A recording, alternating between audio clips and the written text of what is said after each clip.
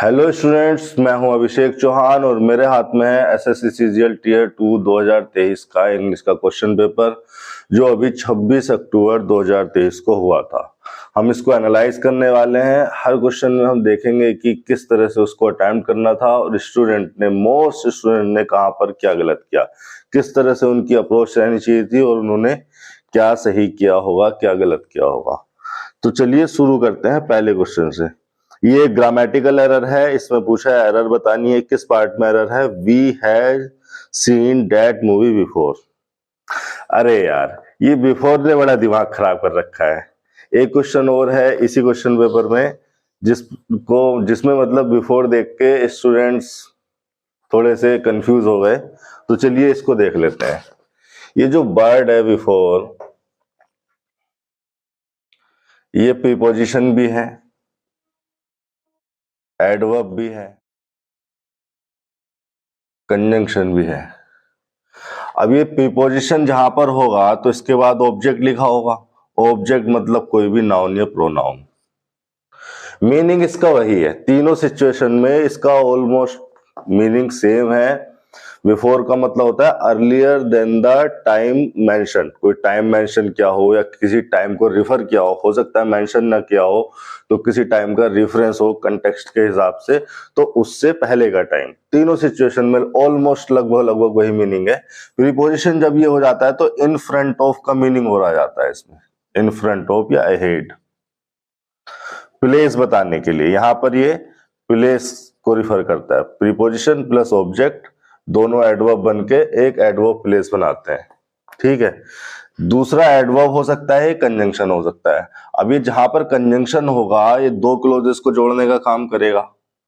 जहां पर ये कंजंक्शन होगा वहां पर ये संभावना रहती है कि अगर हमें एक एक्शन, हमने यहां पर दो एक्शन है, एक मेन वर्ब में एक सबऑर्डिनेट क्लोज में, एक मेन क्लोज में एक सबऑर्डिनेट क्लोज में। तो जो एक्शन पहले हुआ है क्रोनोलॉजी के हिसाब से, सीक्वेंस के हिसाब से, हम उसको परफेक्ट में बना देते हैं, पास्ट परफेक्ट में। अगर ये पास्ट में है तो बहुत सालों तक एसएससी इसी कॉन्सेप्ट पे एरर देता रहा। तो टीचर्स ने भी और बच्चों ने भी ये रूल अपने दिमाग में सेट कर लिया कि जहां पे उन्होंने बिफोर देखा परफेक्ट में बनाना है। ठीक है, अगर आप कंप्लीशन दिखाना चाहते हैं तो वो परफेक्ट में बनेगा। अगर वो सीक्वेंस के हिसाब से, क्रोनोलॉजी के हिसाब से पहले का इवेंट है तो उसको परफेक्ट में बना सकते हैं। लेकिन अगर कोई ऐसी स्टेटिक वर्ब है, आप सिर्फ स्टेट बताना चाह रहे हैं, कंप्लीशन नहीं दिखाना चाह रहे हैं, तो स्टेट को भी दिखाया जा सकता है। तो वहां पर आप कंप्लीशन दिखाने के लिए फोर्स नहीं है, कोई कंपल्सन नहीं है आपका। जरूरी नहीं है कि आप स्टेटिक वर्ब में भी कंप्लीशन दिखाएंगे। आप सिर्फ एक स्टेट बता सकते हैं कि ये स्टेट इस इवेंट से पहले थी। मैंने बहुत सारे एग्जाम्पल्स ऐसे ऑब्जर्व किए हैं। तीसरा सिचुएशन है एडवर्ब। जब ये एडवर्ब होता है तब भी इसका ऑलमोस्ट यही मीनिंग रहता है। इस सेंटेंस में we have seen that movie before, ये यहां पर बिफोर एक एडवर्ब है। अब बिफोर एक एडवर्ब है तो मैंने बताया कि अर्लियर, बिफोर रिफर करता है अर्लियर टाइम को, जो मेंशन हो। मेंशन तो है नहीं इसमें कोई भी टाइम, तो वही टाइम मानना पड़ेगा जिस टाइम पे सेंटेंस को बोला गया। जिस टाइम पे सेंटेंस को बोला गया वही टाइम मानना पड़ेगा कि उसी टाइम को रिफर करके उससे बिफोर बताया जा रहा है, उस टाइम से अर्लियर बताया जा रहा है। रिपोर्ट करते हो आप प्रेजेंट में, ये जो प्रेजेंट का टाइम होता है यही आपका रिपोर्ट टाइम होता है बाय डिफॉल्ट। इसी को आप प्रेजेंट का टाइम मान के चलते हो। तो इस टाइम से अगर बिफोर बताया गया है एडवर्ब के केस में तो अर्लियर देन द प्रेजेंट हो गया। तो अब ये पास्ट का टाइम हो गया, ये एक पास्ट का पॉइंट हो गया। अब इसको आप पास्ट इंडेफिनिट में भी बना सकते हो, पास्ट इंडेफिनिट में बन सकता है, ये पास्ट इंडेफिनिट में भी बना सकते हो। और अगर आप इसको प्रेजेंट से रिलेट करना चाह रहे हो, प्रेजेंट में इसका इफेक्ट क्रिएट करना चाह रहे हो, तो आप इसको प्रेजेंट परफेक्ट में भी बना सकते हैं। इस तरह के सेंटेंसेस भी मैंने ऑब्जर्व किए हैं। यहां पर उसने इसी मिसअंडरस्टैंडिंग का फायदा उठाया। We have seen that movie before, ठीक है। अब देखो एक हिंट और इसने दिया है। अगर कोई बिफोर के कॉन्सेप्ट को ना जानता हो, ना समझता हो, तो एक हिंट इसने और दिया है, वो ये कि इसने वी के साथ हैज सीन लगाया है, जो कि सिंगुलर सब्जेक्ट के साथ नहीं, सिंगुलर सब्जेक्ट के साथ आता है, प्लूरल के साथ नहीं आता।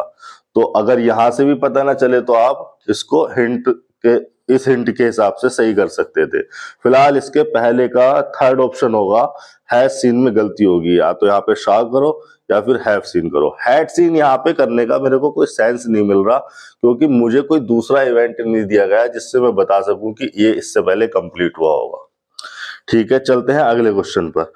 इससे ज्यादा अगर डिस्कशन चाहिए बिफोर पे तो मैं कंजंक्शन चैप्टर में बिफोर आफ्टर को बड़े हिसाब से अच्छे से खोल के पढ़ाता हूं। मैं बताता हूं कि प्रीपोजिशन हुआ तो इसका क्या मीनिंग होगा, एडवर्ब होगा तो क्या मीनिंग होगा, किस कंटेक्स्ट में किस स्ट्रक्चर में ये आ सकता है, कंजंक्शन होगा तो क्या मीनिंग लेके ये चलता है और किस स्ट्रक्चर में किस तरह से हम इसको यूज करते हैं।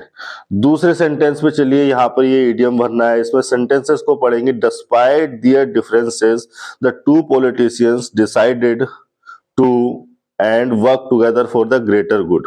बरी the hatchet, bark up the wrong tree, blow off steam, burn the midnight oil. नहीं, बरी द हैचेट का मतलब मेक पीस। दूसरे का फर्स्ट, ये तो सब प्रीवियस ईयर से आए हुए इडियम है, सब ने आपको परेशान नहीं किया होगा, रट्टा मारा हुआ होगा इसका, तो आपने दूसरे का पहला हो जाएगा। तीसरे पे चलते हैं। तीसरा भी एक एरर है। दिस इज द बुक हुम I wanted two by. This is the book. अब ये जो हुम है ये एक रिलेटिव प्रोनाउन है। रिलेटिव प्रोनाउन अपने एंटीसीडेंट के लिए आते हैं। एंटीसीडेंट एक थिंग है, एक ऑब्जेक्ट है, थिंग है। और अगर एक थिंग है तो हम उसे हुम नहीं विच लगाकर चलेंगे। जो हु है या हुम है, हुम ऑब्जेक्ट के केस में, हु सब्जेक्ट के केस में, ये एक पर्सन के लिए यूज होता है। बुक के लिए यूज होगा विच। तो तीसरे का, थर्ड क्वेश्चन का थर्ड ऑप्शन सही होगा, इसमें एरर होगी।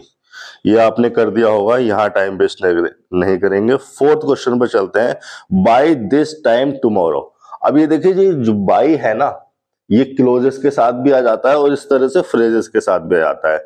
लेकिन बाय इस मीनिंग में, इस कंटेक्स्ट में, इस सिनेरियो में डेडलाइन दिखाने के लिए यूज होता है। डेडलाइन का मतलब लास्ट लाइन, लास्ट पॉइंट, कि कोई चीज कब तक हुई, यानी कि अगर ये चीज यहां तक हुई तो यहां पे ये कंप्लीट हो गई। तो अगर कंप्लीट हो गई तो कंप्लीशन का सेंस आना चाहिए, कंप्लीशन वाली स्ट्रक्चर यूज करेंगे। तो बाय दिस टाइम टुमारो, अब टुमारो लग रहा है यानी कि फ्यूचर के किसी पॉइंट पर, फ्यूचर के इस पॉइंट पर हमें कंप्लीशन दिखाना है, मतलब फ्यूचर परफेक्ट यूज करना है। तो हम फोर्थ का, चौथे क्वेश्चन का पहला ऑप्शन चूज करेंगे। I will have done the work assign to me. ठीक है, फोर्थ का फर्स्ट हो गया।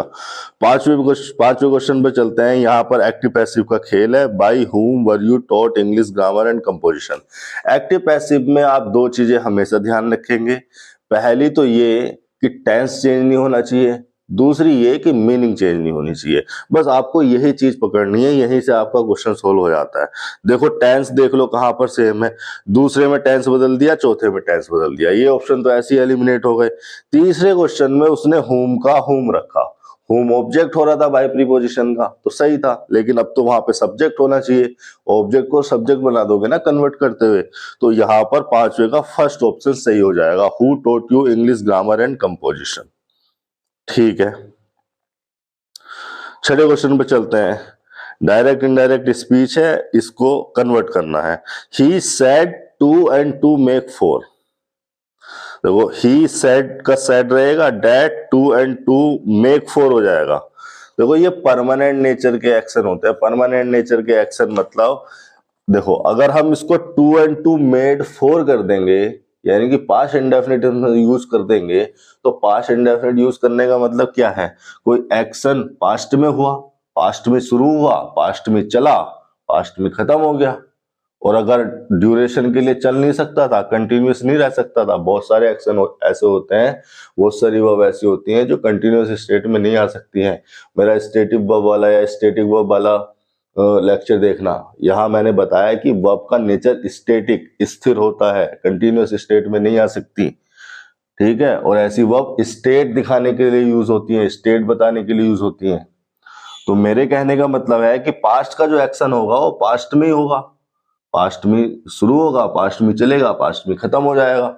अगर हमने पास्ट इंडेफिनिट यूज कर दिया तो हम क्या कह रहे हैं कि एक्शन पास्ट में हो गया, क्या ये प्रेजेंट के लिए वैलिड नहीं है? ये ऐसे एक्शन होते हैं जो हमेशा वैलिड होते हैं। फ्यूचर में इसलिए नहीं बना सकते, फ्यूचर इंडेफिनिट में इसलिए नहीं बना सकते क्योंकि फ्यूचर इंडेफिनिट वाला एक्शन फ्यूचर में स्टार्ट होगा। क्या ये प्रेजेंट में वैलिड नहीं है? 2 and 2 make 4 क्या प्रेजेंट में नहीं बनाते हैं? प्रेजेंट के लिए सही सिचुएशन नहीं है। क्या ऐसा है कि केवल ये फ्यूचर में स्टार्ट होगा? तो इसीलिए परमानेंट नेचर के एक्शन को हम प्रेजेंट इंडेफिनिट में बनाना प्रीफर करते हैं। इंडेफिनिट इसलिए क्योंकि हमें स्टेट इनकी पता नहीं है, इनडेफिनिट हम इनकी स्टेट को डिफाइन नहीं कर सकते। प्रेजेंट को इसलिए क्योंकि ये प्रेजेंट में भी उतने ही वैलिड होते हैं। ये लगभग हर पॉइंट, ये सभी पॉइंट पर, ऑल पॉइंट्स पर वैलिड होते हैं। लगभग की भी जरूरत नहीं है, ऑल पॉइंट्स पर वैलिड होते हैं। तो कहने का मतलब है कि छठे का तीसरा ऑप्शन सही होना चाहिए। He said that 2 and 2 make 4। सातवें क्वेश्चन पे चलते हैं। बाइट द बुलेट, ये इडियम है, इसका हमें बताना है किस सेंटेंस में इसका मीनिंग कंफर्म होगा, कहां पर ये सेम मीनिंग में आएंगे। Bite the bullet, Jack and Jill went up the hill to fetch a pail of water. नहीं। The children played in the park on a sunny day. The chef prepared a delicious meal for the guest. Despite the pain, Sarah decided to go ahead with the surgery. 7 का 4 हो जाएगा। ये भी previous year से आया हुआ idiom है। Don't waste my time. 8वें क्वेश्चन पे चलते हैं। Throw a rounder stone to create ripples in the water. ये आपने सही तो कर दिया होगा, लेकिन यहां पर कुछ है जो मैं आपको बताना चाहता हूं। देखो ये जो लिखा है यहां पर राउंडर स्टोन, स्टोन नाउन है, ये इसके लिए एडजेक्टिव हो रहा है। पहली चीज तो आप ये समझिए कि यहां पर कोई कंपैरिजन का सेंस नहीं है। पहले क्वेश्चन में उसने थ्रो द राउंडेस्ट स्टोन लगा दिया to create ripples in the water. Superlative degree क्यों आएगी जब कंपैरिजन का कोई सेंस नहीं है? मोर राउंडर स्टोन भी नहीं होगा, ठीक है, दूसरा ऑप्शन भी नहीं होगा, राउंडर स्टोन भी नहीं होगा, तीसरा ऑप्शन हो जाएगा, चौथा ऑप्शन नहीं होगा। ये तो हो गया इसके आंसर के बारे में। अब मैं आपको यहां पर कुछ समझाना चाहता हूं। आप इसे राउंड कह सकते हैं, इसे राउंड कह सकते हैं क्या आप? ये इसको, इनमें से कोई भी राउंड नहीं है। राउंड में बताता हूं आपको क्या होता है। इसके लिए मुझे ये टेप उठाना पड़ेगा। ये है राउंड, इसको ही मैं राउंड कह सकता हूं। अब राउंड एक ऐसा एडजेक्टिव है जो कि क्लासिफाइंग एडजेक्टिव है। एडजेक्टिव हमारे दो टाइप के हो सकते हैं। एक हो सकता है क्लासिफाइंग, एक हो सकता है क्वालिफाइंग। अब ये जो क्वालिफाइंग एडजेक्टिव है ये क्वालिटीज को बताते हैं, जैसे कि पुअर, ब्यूटीफुल। चूंकि ये क्वालिटीज को बताते हैं तो क्वालिटीज में हो सकती है डिग्री। कोई कम ब्यूटीफुल हो सकता है, कोई ज्यादा ब्यूटीफुल हो सकता है। Less beautiful, more beautiful, the most beautiful. इसकी डिग्री या अमाउंट बता जा सकती है। पुअर भी एक क्वालिफाइंग डिग्री है। क्वालिटीज की अमाउंट या डिग्रीज बढ़ाई जा सकती है, कम कर सकती है। कोई ज्यादा पुअर हो सकता है, कोई बिल्कुल पुअर हो सकता है, एब्सोल्युटली पुअर, कोई कम पुअर होगा, कोई वेरी पुअर, कोई मोर पुअर, मोस्ट पुअर। तो यहां पर हम डिग्री ऑफ कंपैरिजन का यूज करते हैं इन एडजेक्टिव के साथ। इन एडजेक्टिव के साथ ही डिग्रीज ऑफ कंपैरिजन यूज होता है। लेकिन अगर मैंने क्लासिफाइंग एडजेक्टिव बोला तो क्लासिफाइंग एडजेक्टिव क्लास बताने के लिए यूज होते हैं। जैसे मैंने कहा स्क्वायर, तो स्क्वायर केवल उसे ही कह सकते हैं जिसकी चारों साइड इक्वल हो। किसी की एक साइड अगर अनइक्वल हो, 3 साइड इक्वल हो, तो क्या उसको स्क्वायर कह दोगे आप? या राउंड, क्या इसको राउंड कह सकते हो आप? ओवल शेप में है तो अगर इसको राउंड नहीं कह सकते, इसको राउंड नहीं कह सकते, तो क्या ये कह सकते हो कि ये इससे ज्यादा राउंड है? राउंड का मतलब होता है ऑलमोस्ट ये शेप सर्कुलर, केवल इसे ही राउंड कहा जा सकता है। इसमें मोर राउंडर या लेस राउंडर या मोस्ट राउंडर जैसा डिग्री ऑफ कंपैरिजन की जरूरत नहीं है। राउंड का मतलब राउंड ही है, ये क्लास बताई जा रही है यहाँ पर, ठीक है। ऐसे बहुत सारे एडजेक्टिव हो सकते हैं। जो क्लासिफाइंग नेचर के हैं। तो यहां पर तो डिग्री ऑफ कंपैरिजन लगा ही नहीं सकते आप राउंड के साथ। जब आप डिग्री ऑफ कंपैरिजन नहीं लगा सकते तो फिर तो ये सारे गलत हो गए। थर्ड ऑप्शन सही है, 8वें का थर्ड।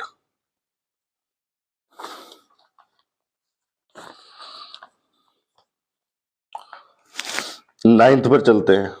एक्टिव पैसिव का खेल है यहां भी। The award was presented to her by the director. देखो दूसरे ऑप्शन में तो द सी वाज प्रेजेंटिंग कर दिया उसने, पहले ऑप्शन में the award presented to her, उसने ये इसका स्ट्रक्चर ही खराब कर दिया। तीसरे सेंटेंस में she presented the award, meaning change कर दिया।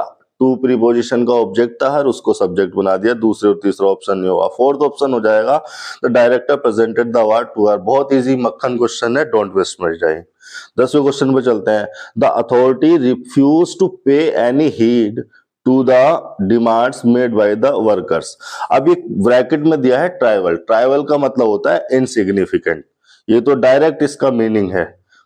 10वें का थर्ड ऑप्शन हो जाएगा। मैजेस्टिक नहीं, कंसीडेड नहीं, इडियोटिक नहीं, ये तो सब आपकी प्रीवियस ईयर की रटे रटाई वोकेब है। चलिए आगे चलते हैं। 11वें क्वेश्चन में देखते हैं। ग्रामेटिकल करेक्शन है यहाँ पर भी। द स्टूडेंट्स ईगरली, अच्छा अरेंज करना है इसको एक ग्रामेटिकल ऑर्डर में। The students eagerly their awaited result. The students अगर नाउन है तो वो सब्जेक्ट हो जाएगा। अवेटेड सब्जेक्ट के बाद वर्ब आएगी। Their results, the students awaited their results, ये तो होना है। ईगरली को हम एडवर्ब है चूंकि, तो मेन वर्ब से पहले लगा सकते हैं। अगर ये एडवर्ब मैनर वर्ब है, एडवर्ब मैनर है, तो ये वर्ब के ऑब्जेक्ट के बाद आनी चाहिए। अगर ऐसा भी ऑप्शन है तो कंफ्यूजन क्रिएट होगा, वरना तो नहीं। तो इसमें क्या कोई ऐसा एक्शन है, कोई ऐसा ऑप्शन है? नहीं है।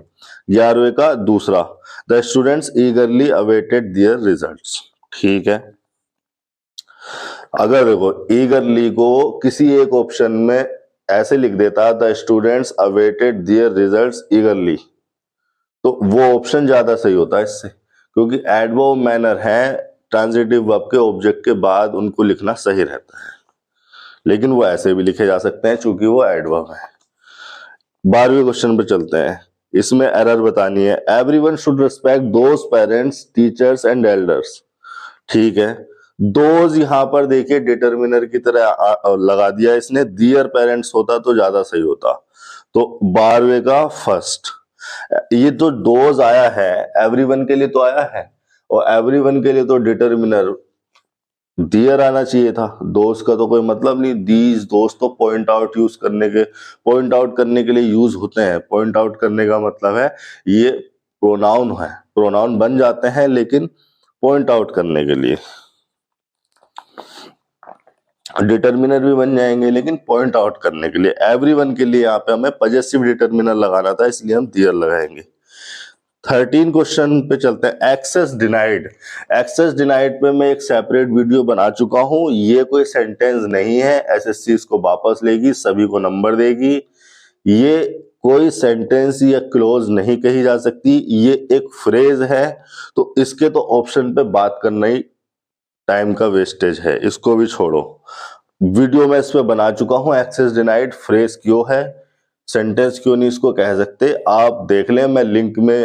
मैं डिस्क्रिप्शन में इसका लिंक दे दूंगा। मैंने इसमें बताया हुआ है कि किस तरह से ये फ्रेज होगी, सेंटेंस क्यों नहीं होगा। 14वें सेंटेंस पे चलते हैं। This is the challenge task I have ever uncounted. Option देख लेते हैं। द मोस्ट चैलेंजिंग, ये सही ऑप्शन होगा क्योंकि आगे लिखा है आई हैव एवर अनकाउंटेड, मतलब जितने टास्क मुझे अभी तक मिले हैं उनमें सबसे ज्यादा। तो सुपरलेटिव डिग्री का सेंस आ गया। Challenging, more challenging, much challenging नहीं, इनमें से कोई सा नहीं होगा। 14 का फर्स्ट होगा। 15वें पे चलते हैं। They were married happily before she quit her job. इसको भी इस पर मैं एक सेपरेट वीडियो बना चुका हूं। ये दे वर हैप्पीली मैरिड होगा। एक्चुअली में 13वां और 15वां क्वेश्चन बच्चों ने चैलेंज किए हैं। 13वां तो उन्होंने सही चैलेंज किया है, मुझे नहीं लगता कि 15वें में कोई गलती है। एसएससी ने सही क्वेश्चन दिया है, आंसर भी उन्होंने सही दिया है। इसका हो जाना चाहिए था दे वर हैप्पीली मैरिड। हैप्पीली को मैरिड के पहले लिखो क्योंकि मैरिड यहाँ पर एडजेक्टिव की तरह यूज हो रहा है, तो हैप्पीली उसके लिए एडवर्ब हो जाएगा। एडजेक्टिव से पहले लिखते हो ना एडवर्ब, तो इसको ही पहले लिखो, तो 15 का बी हो जाएगा। देखो यहाँ इसी क्वेश्चन में बिफोर देख के बच्चे पागल हो गए, तो 15 का पहला ऑप्शन होगा जिसमें बी में गलती है। 16वें क्वेश्चन पे चलते हैं। Dad thought it will be a great idea someday. Hold to यहाँ पर मीनिंगफुल नहीं है। होल्ड ऑन एक इडियम होता है, इसका मतलब होता है जो कर रहे हो वो करते रहो, या जिस पोजीशन में हो उसी पोजीशन में रहो। To continue to do what you are doing, और जिस पोजीशन में हो उसी पोजीशन में रहो। Hold on. होल्ड ऑन एक वर्ब भी हो सकती है, फ्रेजल वर्ब है, इसका मतलब है टू वेट या स्टॉप, इंट्रांजिटिव नेचर की फ्रेजल वर्ब होगी। होल्ड अगेंस्ट नहीं। होल्ड अगेंस्ट आ सकता है लेकिन उस सिचुएशन में जहां पर अगेंस्ट किसी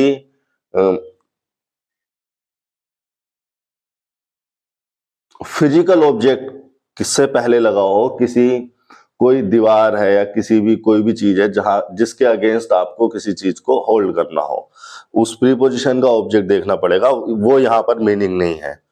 होल्ड ऑन टू ये यहां पर सही मीनिंग होगा। होल्ड ऑन टू का मतलब होता है to keep something you have, तो hold on to that thought it will be a great idea someday.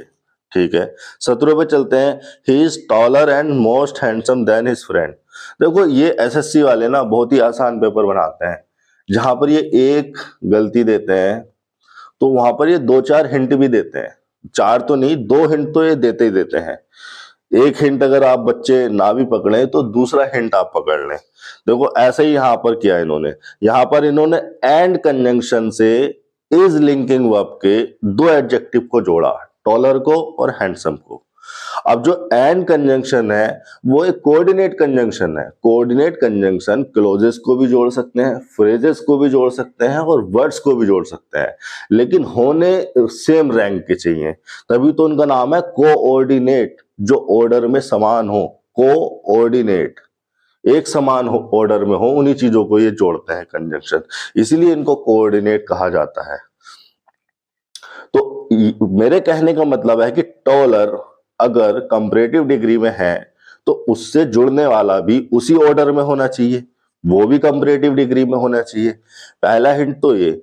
दूसरा हिंट आगे देन लगाया हुआ है भैया, देन के साथ मोस्ट तो आएगा ही नहीं, मोर ही आएगा। तो 17 का चौथा ऑप्शन। इसी तरह से सोचना है आपको, इसी तरह से करना है। चीजों को सही करना एक अलग चीज है, चीजें सही क्यों हैं ये पता करना भी बहुत जरूरी है। 18वें पे चलते हैं। इसमें इन्होंने एरर दी है, अंडरलाइन वर्ड को बताया कि इसमें क्या किस तरह से इसको सही करना है। तो she vacillates a lot while making any decision, mainly इन्होंने यहाँ पर स्पेलिंग मिस्टेक पूछी है एरर बता के। वैसिलेट का मतलब होता है to be uncertain what to do, या टू चेंज ऑफन बिटवीन 2 और मोर ओपिनियंस। तो वैसिलेट की सही स्पेलिंग 19वें सेंटेंस पर चलते हैं। इसमें भी एरर बताना है, करेक्शन बताना है इसमें। ये जो अंडरलाइन वर्ड है वाइजर, इसका Ashoka was not only a great warrior but also a very wiser ruler. पहली चीज तो आप देखिए, जो वेरी आई है, वेरी यहां पर लगा हुआ है, उस एडजेक्टिव के लिए वेरी खुद एक एडवर्ब है। अब ये ऐसा एडवर्ब है जो पॉजिटिव डिग्री के साथ यूज होता है। क्यों? क्योंकि वेरी खुद एक एडवर्ब ऑफ डिग्री है।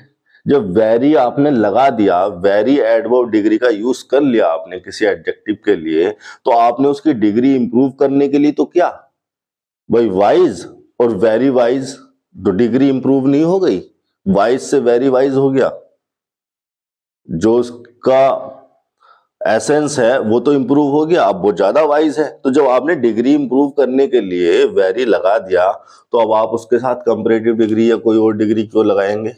मतलब एक ही चीज को करने के लिए आप 2-2 तरह के मेथड यूज करेंगे क्या? आपने वेरी लगा के डिग्री तो इंप्रूव की, एडवर्ब डिग्री कहते हैं वेरी को, तो उसके साथ वाइजर क्यों आएगा? इसीलिए कहा जाता है कि वेरी पॉजिटिव डिग्री के साथ आता है, तो वेरी वाइज लगाएंगे यहाँ पर, वाइजेस नहीं होगा, मोर वाइज का भी कोई सेंस नहीं है। 19 का हो जाएगा थर्ड। 20वें पे चलते हैं। Romin watch as the smoke steadily from the chimney.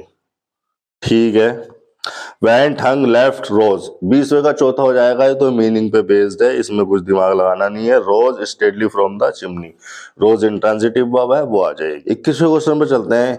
He said I bought this book for my brother. Simple question है, आपने ये कर दिया होगा। इनडायरेक्ट में डायरेक्ट इसको चेंज करना था। ही सेड, आई को ही के हिसाब से चेंज कर देंगे, डेट लगा के ही हैड बोट हो जाएगा, इंडेफिनिट का परफेक्ट बन जाएगा। बाकी तीनों ऑप्शंस में ये गलत है, 21वें का पहला ऑप्शन सही है। 22वें में चलते हैं। ये भी डायरेक्ट इनडायरेक्ट है। The principal said to I, to preposition है तो प्रीपोजिशन के बाद ऑब्जेक्टिव केस आना चाहिए, आई नहीं मी होगा। द प्रिंसिपल सेड मी, देखो इसको समझा देता हूं, ऐसे समझिए। ये जो वर्ड है ना से, ये मीनिंग तो आपको इसका पता ही है, टू स्टेट समथिंग। ये मोनोट्रांजिटिव वर्ब है। अब मोनोट्रांजिटिव वर्ब वो वर्ब होती है जो अपने बाद ऑब्जेक्ट लेती है। जैसे मैं लिख सकता हूं शी सेड गुड बाय, हो गई ट्रांजिटिव वर्ब और इसका ऑब्जेक्ट हो गया ये। लेकिन ये जो ट्रांजिटिव है ना, ये ट्रांजिटिव है केवल थिंग्स के लिए या व्हाट के रिप्लाई के लिए, मतलब उसने क्या कहा, किससे कहा के लिए ये ट्रांजिटिव नहीं है। अगर मैं लिखना चाहूं she said me good bye, तो ये इसके लिए ट्रांजिटिव नहीं है, इसके लिए तो थी लेकिन इसके लिए ट्रांजिटिव नहीं है, इसके लिए ये इंट्रांजिटिव वर्ब है। अब इसके लिए अगर इंट्रांजिटिव वर्ब है तो हमें यहाँ पे टू प्रीपोजिशन लगाना पड़ेगा। अब इसके लिए टू प्रीपोजिशन लगाना पड़ेगा तो यहाँ पे प्रीपोजिशन अगर लग गया तो यहाँ पे ऑब्जेक्ट आना चाहिए। इसको ऐसे भी लिख सकते थे, she said good bye to me, कोई प्रॉब्लम नहीं थी, दोनों स्ट्रक्चर बिल्कुल सही है। कौन सा वाला ज्यादा सही है, कौन सा वाला कम सही है, ये वाला मुझे ज्यादा सही लगता है। लेकिन चूंकि डायरेक्ट इनडायरेक्ट में वो पूरा एक स्टेटमेंट होता है तो इसको पहले लिख देते हैं। अगर टू मी को इतने बड़े स्टेटमेंट के बाद वहां एंड में लिखोगे तो मीनिंग उसका कहां जाएगा, उस वाली फ्रेज में नहीं जुड़ जाएगा, उस वाली क्लोज में नहीं जुड़ जाएगा, फ्रेज कह रहा हूं, क्लोज में जुड़ जाएगा ना उसमें, तो इसलिए इसको यहाँ लिख देते हैं। लेकिन इतना छोटा सा ऑब्जेक्ट है, व्हाट का रिप्लाई इतना है, तो टू मी को यहाँ पर लिखना ज्यादा सही होगा, ये ज्यादा सही मानता हूं मैं। जब मैं डायरेक्ट इनडायरेक्ट पढ़ाता हूं तो बड़ा खोल के एकदम डिटेल में समझाता हूं कि सैड को टोल्ड क्यों कर देते हैं, क्यों चेंज करते हैं सैड को टोल्ड में या आस्क में, ये समझाता हूं मैं। ठीक है, अभी उतना डिटेल में नहीं जाएंगे, फिलहाल इतना समझेंगे कि इसका 22वें का थर्ड ऑप्शन सही होगा।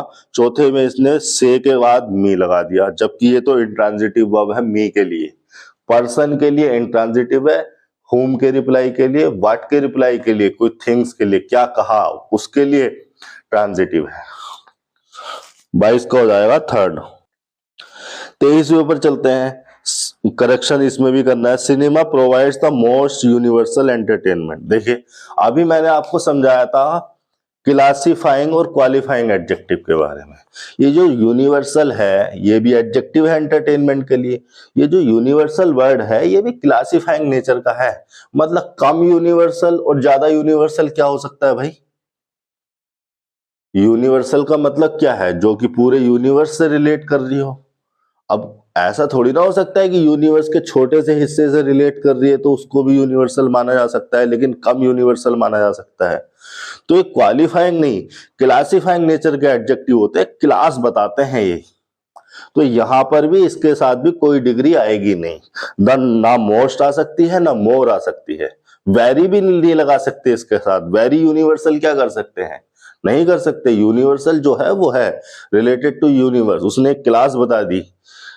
अब कहने का मतलब है कि यहां पर हमें कंफ्यूजन हो सकता था एन यूनिवर्सल या आ यूनिवर्सल। तो देखिए वोवेल्स को नहीं देखते, वोवेल्स के साउंड को देखते हैं। अगर कहीं पे वोवेल साउंड आ रहा है तो हम एन लगाते हैं। यूनिवर्सल और अम्ब्रेला, अम्ब्रेला का प्रोनाउंसिएशन देखिए आ से शुरू हो रहा है, अम्ब्रेला, यहां पर एन आएगा। लेकिन यूनिवर्सल ये तो यू से शुरू हो रहा है तो यहां पर ए आना चाहिए। 23 का 4। कॉन्सोनेंट साउंड के साथ हम लगाते हैं ए, वोवेल साउंड के साथ हम लगाते हैं एन। ये है कहने का मतलब। साउंड को देखा करो। 24वें पे चलिए, you use an to steer a boat, और नहीं, आर। थर्ड ऑप्शन है ओ ए आर। और का मतलब होता है चप्पू, वो डंडा जिससे नाप चलाई जाती है, ऐसा होता है और, इसे और कहते हैं। तो 24 का हो जाएगा थर्ड। ये तो मीनिंग बेस्ड है, आपको पता होगा तो कर लिया होगा। 25, they want to live in first floor of this building. अब देखिए जो फर्स्ट है, ये जो फर्स्ट है, जो नंबर्स होते हैं, जो नंबर्स होते हैं वो दो तरह के होते हैं, एक कार्डिनल, दूसरा होता है ऑर्डिनल। ये जो कार्डिनल होते हैं जैसे 1 2 3 etc, ये क्वांटिटी बताने के लिए यूज होते हैं। लेकिन ये जो ऑर्डिनल होते हैं जैसे फर्स्ट, सेकंड, थर्ड etc, ये ऑर्डर बताने के लिए यूज होते हैं। ऑर्डर मतलब कोई किस ऑर्डर पे है, किस रैंक पे है, मतलब ये एडजेक्टिव को या किसी नाउन को आइडेंटिफाई करने के लिए यूज होते हैं। अगर ये आइडेंटिफाई करने के लिए यूज होते हैं, डिटर्मिनर है तो नाउन को आइडेंटिफाई करेंगे, एडजेक्टिव को तो नहीं करेंगे। तो अगर डिटर्मिनर है तो नाउन को आइडेंटिफाई करने के लिए यूज होते हैं। तो आइडेंटिफाई जिसको हमने कर दिया वो तो डेफिनेट हो गया ना। आइडेंटिफाई अगर जिसको हमने कर दिया, जिसका हमने ऑर्डर फिक्स कर दिया, ऑर्डर बता दिया कि ये इस पोजीशन पे है, इस रैंक पे है, तो वो तो डेफिनेट हो गया। डेफिनेट हो गया तो उनके सामने लगाया जाता है द। तो यहां पर हो जाएगा 25वें का fourth option, live in the first floor of this building. 25 का 4। यहाँ पे भी देखो इसने दूसरा हिंट दिया है, ऑफ दिस बिल्डिंग लगा के चला है ताकि पता चल जाए कि डेफिनेट करना है। 26वें चलते हैं, the speakers emphasis is on the present day problems that are being faced by ordinary man of India. यहाँ पर बच्चों ने ध्यान नहीं दिया, एम्फेसिस जो वर्ड है इसकी स्पेलिंग गलत लिखी हुई है, एरर बता के स्पेलिंग मिस्टेक पूछ ली गई है आपसे। 26 का हो जाएगा थर्ड ऑप्शन, जिसमें एम्फेसिस पे एरर है, उसका स्पेलिंग गलत है। 27 पर चलते हैं, वन वर्ड सब्स्टिट्यूट बताना है अंडरलाइन फ्रेज के लिए। She was known for her ability to communicate effectively and express herself clearly in writing and speaking. Incoherence नहीं, रैम्बलिंग नहीं, आर्टिकुलेशन सही वर्ड है। आर्टिकुलेशन का मतलब यही होता है कि इफेक्टिवली आप अपने आपको कम्युनिकेट या एक्सप्रेस कर पा रहे हैं अपनी बातों को। 28 पर चलते हैं, there is a place for grains in the backyard of this house. One word substitute बताना है इसमें भी, इस अंडरलाइन पार्ट के लिए। प्लेस फॉर ग्रेन्स को कहते हैं ग्रेनरी, ये तो बचपन में रटा हुआ वर्ड है। डोरमिट्री नहीं, आर्चाइव नहीं, अपियरी नहीं, ये भी नहीं होगा।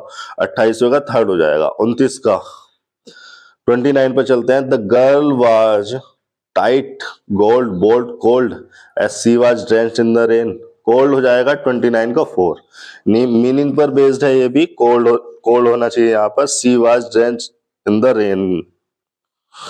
ठीक है, आगे है एक क्लोज टेस्ट, इसको पढ़ेंगे, पढ़ते जाएंगे और करते जाएंगे। फालतू ये इस तरह की हरकतें ना करें कि आप पहले क्वेश्चन पढ़ रहे हैं, ऑप्शन देख रहे हैं, फिर उसको सेंटेंसेस में फिट कर रहे हैं। नहीं, सेंटेंस पढ़ो, मीनिंग समझो सेंटेंस का पहले, फिर उसका ऑप्शन देखो।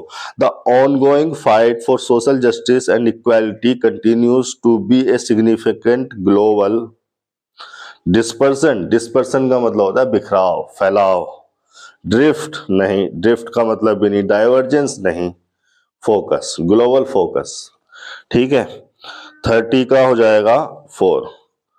Movements advocating for racial, gender and LGBTQ plus equality as well as addressing systemic discrimination and injustice have gained momentum in recent year। अगर आपने कभी, आपको अगर न्यूज़पेपर्स या इस तरह की बुक्स पढ़ने की आदत हो तो आप ये जानते होंगे कि इस तरह की सिचुएशन में मीनिंग में गेन लगाया जाता है।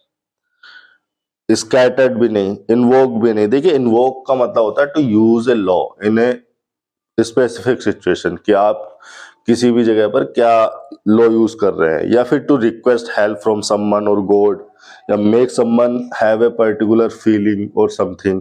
इस टाइप के मीनिंग होते हैं इन्वोक के। डिक्शनरी पे डाल के इसको देख लेना। प्रोवाइड का मीनिंग यहाँ पे फिट होगा, यहाँ पे यही गेन का मीनिंग फिट होना है। 31 को जाएगा फर्स्ट।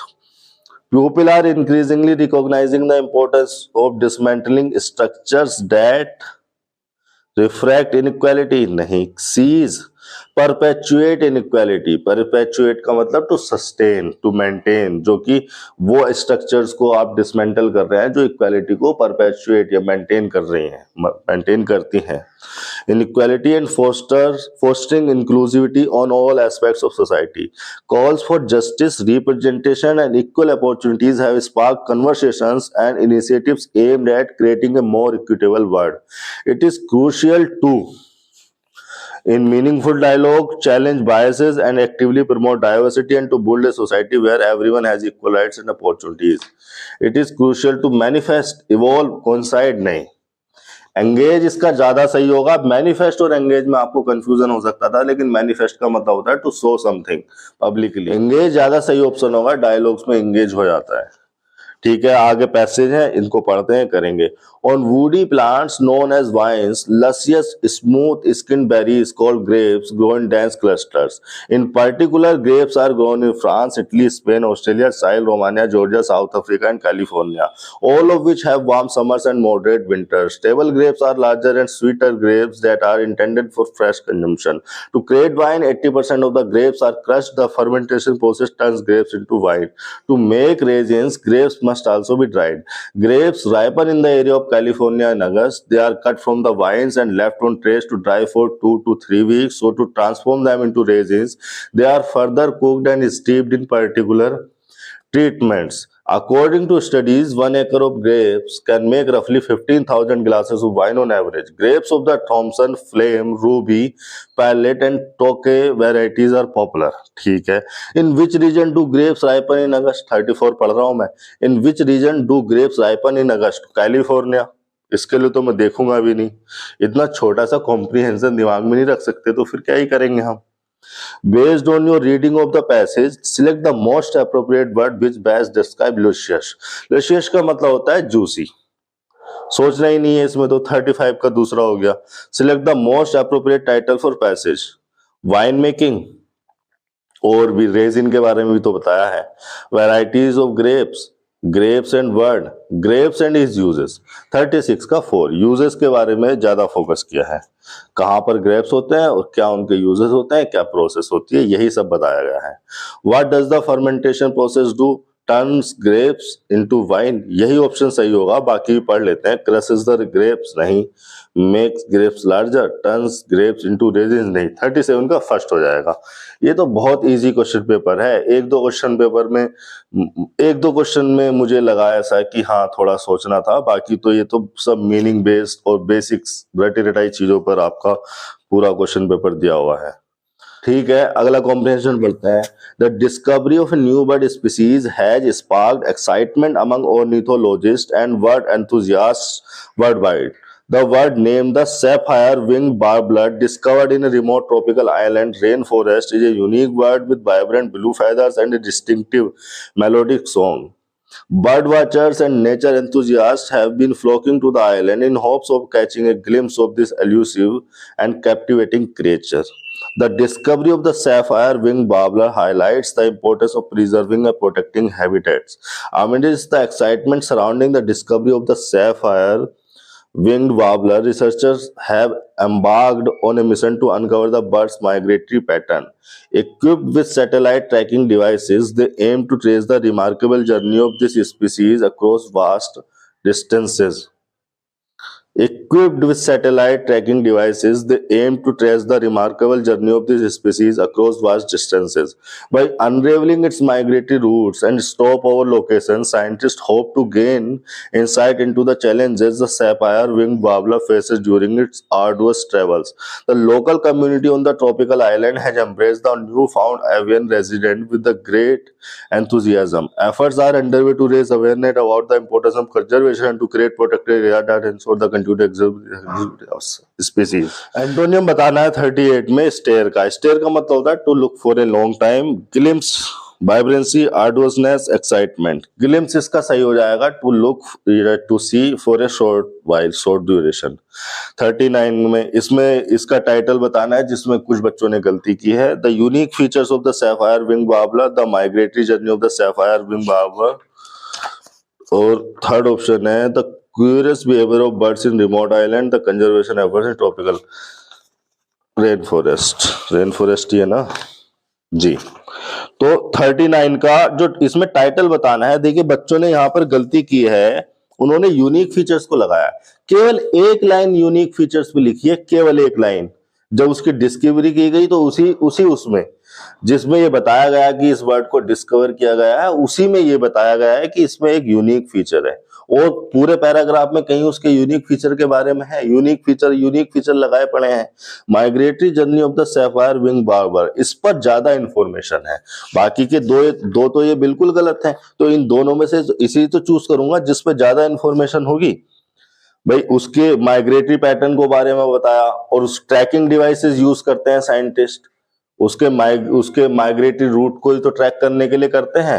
हैबिटेट्स को, उसके एग्जिस्टेंस को बचाने की कोशिश कर रहे हैं।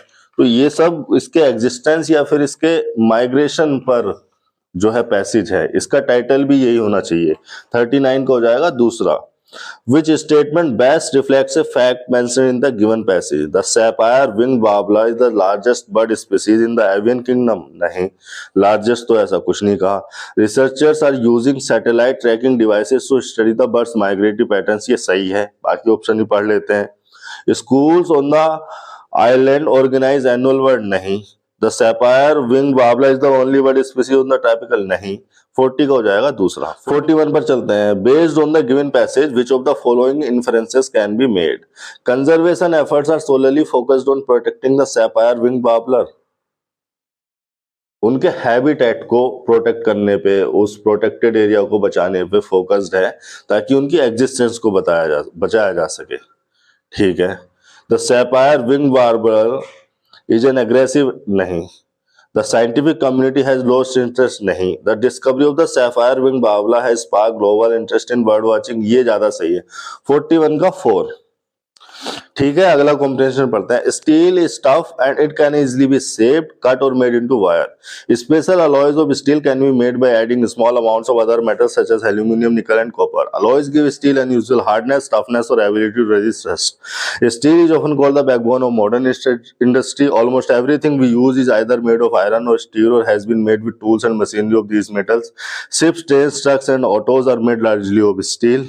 Even the safety pins and the needles you use are made from steel. Oil wells are drilled with steel machinery. Steel pipelines transport oil. Minerals supplied with steel equipment. Farm machines are mostly steel. Large bulbs have steel frame. Okay. ठीक है। 42 पे चलते हैं। What is the tone of the passage? Judgemental, critical, ironical, informative. Information दी है, steel से ये होता है, ऐसा होता है, वैसा होता है। ठीक है। 42 का 4। 42 पर चलते हैं। Identify the structure of the passage. देखिए टोन में और स्ट्रक्चर में थोड़ा डिफरेंस है। टोन का मतलब राइटर ने क्या मीनिंग कन्वे किया है, या जो सुनने वाला है या जो पढ़ने वाला है उसके दिमाग में क्या छाप पड़ेगी, क्या इंप्रेशन पड़ेगा, क्या मीनिंग उसको कन्वे होगा, ये टोन में आ जाता है। स्ट्रक्चर में हम ये देखते हैं कि राइटर ने इंफॉर्मेशन को किस तरह से ऑर्डर किया है, उसने क्या बताया है और किस तरह से उसने ऑर्डर किया है। तो स्ट्रक्चर क्या इसकी सिक्वेंशियल है, क्या सीक्वेंस बताया हुआ है, नहीं। क्लासिफिकेशन, क्या उसने कोई क्लासिफिकेशन पर बात की है, क्लासिफाई क्या हुआ है, ये ऐसी स्टील है, ये इस प्रकार की स्टील है, ये उस तरह की स्टील है, ऐसा भी कुछ नहीं है, केवल स्टील के बारे में जिक्र हुआ है। क्या कोज एंड इफेक्ट पे बताया है कि इस ऐसा होता है तो ऐसा हो जाता है, नहीं। डेस्क्रिप्टिव स्ट्रक्चर ज्यादा सही है, उसने वर्णन किया है स्टील के यूजेस के बारे में। 43 का हो जाएगा 4। 44 पर चलते हैं। टाइटल बताना है इस पैसेज के लिए। मैन्युफैक्चरिंग, स्टील मैन्युफैक्चरिंग पर ये पैसेज है, नहीं। स्टील इंडस्ट्री, ये हो सकता है। मिनरल ओर्स, नहीं। रिसोर्सेज ऑफ स्टील, नहीं। 44 का दूसरा होगा। स्टील इंडस्ट्री के बारे में बताया गया है कि स्टील का यूजेस कहाँ कहाँ कैसे कैसे होता है। 45 पे चलते हैं। Why is steel often called the backbone of modern industry? Steel is tough. Steel can be added with any material. Steel is used in almost every tool and machinery. ये रीजन है जिस वजह से हम मॉडर्न इंडस्ट्री की backbone steel को मानते हैं। चौथा ऑप्शन ही पढ़ लेते हैं, it is easy to make steel always. 45 का हो जाएगा थर्ड। इस तरह से आपको क्वेश्चन पेपर अटेम्प्ट करना था। ये हमारा एनालिसिस हुआ, जहां पर आपने गलती किया आप देख लें, इन गलतियों को सुधारने की कोशिश करें। इस तरह के वीडियोस मैं डालता रहूंगा। मैं मेरे चैनल पर इंग्लिश से रिलेटेड ग्रामर के सभी कॉन्सेप्ट्स डालता हूं। अगर आपकी कोई रिक्वायरमेंट है तो आप मुझे कमेंट में बता सकते हैं, मैं उस पर भी अपने कॉन्सेप्ट्स, अपनी अंडरस्टैंडिंग को, अपने पर्सपेक्टिव को आपके सामने रखूंगा। अगर किसी और क्वेश्चन में अगर आपको डाउट है तो वो भी आप कमेंट सेक्शन में मुझे बता सकते हैं, मैं वो आपका डाउट सोल्व करूंगा। अगर ज्यादा बच्चों का वो डाउट होगा या कोई ऐसा डाउट होगा जिस पर मुझे लगेगा कि हाँ इसके बारे में डिटेल में बात करनी चाहिए, तो मैं उस पर वीडियो भी ले आऊंगा, वरना कमेंट सेक्शन में तो मैं आपको बता ही दूंगा कि ये इसका सॉल्यूशन है, ये आपका डाउट का क्लैरिफिकेशन है। अगर इस पेपर में या किसी भी पेपर में कोई भी डाउट है तो आप मुझे बता सकते हैं। ठीक है, मिलते हैं अगले सेशन में। Thank you.